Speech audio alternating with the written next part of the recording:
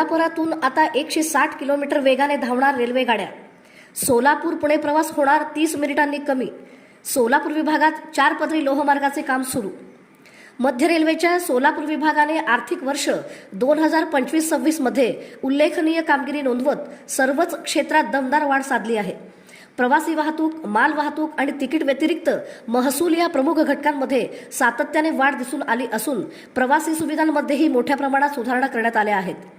या कालावधीत विभागाने एकूण 894 कोटी रुपयाहून अधिक महसूल मिळवला, जो मागील वर्षाच्या तुलनेत सुमारे 7% अधिक आहे. प्रवासी महसूल 407 कोटींवर पोहोचला तर माल वाहतुकीतून 448 कोटी रुपयांची कमाई झाली. यासोबतच इतर महसूल स्त्रोतांमध्येही वाढ झाली आहे. प्रवासी संख्येतही मोठी वाढ झाली असून जवळपास 2 कोटी प्रवाशांची वाहतूक करण्यात आली. हे रेल्वे सेवांवरील वाढता विश्वास आणि सुधारलेल्या सुविधांचे द्योतक मानले जात आहे. माल वाहतुकीत सोलापूर विभागाने विशेष प्रगती करत विविध वस्तूंच्या वाहतुकीत वाढ केली आहे. पेट्रोलियम, साखर, मळी आणि स्टील यासारख्या वस्तूंच्या वाहतुकीतून मोठा महसूल मिळाला. तसेच नवीन ठिकाणापर्यंत साखर वाहतूक विस्तारण्यात आली आहे.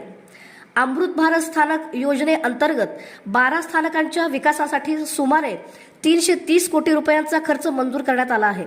यामध्ये लिफ्ट, उन्नत फलाट आणि फुट ओव्हर ब्रिज सारख्या सुविधा उभारल्या जात आहेत. प्रवाशांच्या सोयीसाठी डिजिटल मॅप बोर्ड, ब्रेल फलक तसेच सोलापूर येथे रेल कोच रेस्टॉरंट सारख्या नव्या सुविधा सुरू करण्यात आल्या आहेत. तसेच वंदे भारत गाडीत अतिरिक्त डबे जोडण्यात आले आहेत. आषाढी एकादशी मेळ्यादरम्यानही विभागाने उत्कृष्ट नियोजन करत विक्रमी गर्दीचे सुरक्षित व्यवस्थापन केले. विशेष म्हणजे कोणतीही दुर्घटना न घडता संपूर्ण व्यवस्था सुरळीत पार पडली. एकूणच महसूल वाढ, आधुनिक सुविधा, माल वाहतुकीतील विविधता आणि प्रवासी केंद्रित उपक्रम यांच्या जोरावर सोलापूर रेल्वे विभागाने प्रगतीचा वेग कायम ठेवला असल्याचे या कामगिरीतून स्पष्ट होते. वर्ष 25 आणि 26 मध्ये सोलापूर मंडलनी पॅसेंजर रेव्हेन्यू मध्ये लक्षणीय वाढ केलेली आहे. ती 7.87% झालेली आहे. तर यावेळेस पॅसेंजर रेव्हेन्यू आपला झालेला आहे 407.95 करोड रुपये.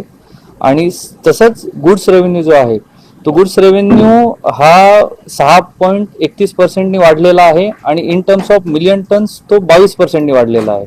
आणि ही जी वाढ आहे ही संपूर्ण भारतीय रेल्वेमध्ये 5व्या क्रमांकात आहे. आपण इन्क्रिमेंटल लोडिंगमध्ये अजून पूर्ण फिगर्स यायचे, पण आता करंटच्या फिगरनुसार 5व्या क्रमांकावर आपण आहे तिथे.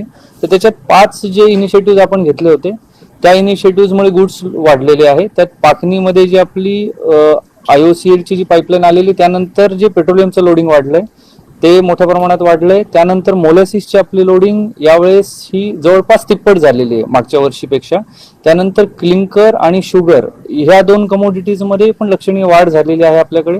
आणि शुगरमध्ये ऑक्टोबर नंतर दुप्पट वाढ झाली. जी एप्रिल ते ऑक्टोबर वाढ होती त्याच्यापेक्षा दुप्पट वाढ ऑक्टोबर ते आतापर्यंत झालेली आहे. त्याचप्रमाणे भिगवण या गुडशेडमध्ये आपण एक इनवर्ड स्टील बिलेट्स अनलोड करायचं चालू केले, त्याचेही 6 रेक झालेली. तर हे आपले फ्रेटमध्ये ही सगळ्यात मोठी आपली डेव्हलपमेंट झालेली आहे. त्यानंतर अमृत भारत स्टेशन्स बद्दल सांगायचं तर 12 स्टेशन्स अमृत भारतचे सध्या सोलापूर डिव्हिजनमध्ये आहेत. आणि त्यांच्या पहिल्या फेजमध्येही ऑलमोस्ट 60% वर झालेलं आहे. आणि सेकंड फेजचं पण काम आता सँक्शन झालेलं आहे आणि लवकरच चालू होईल.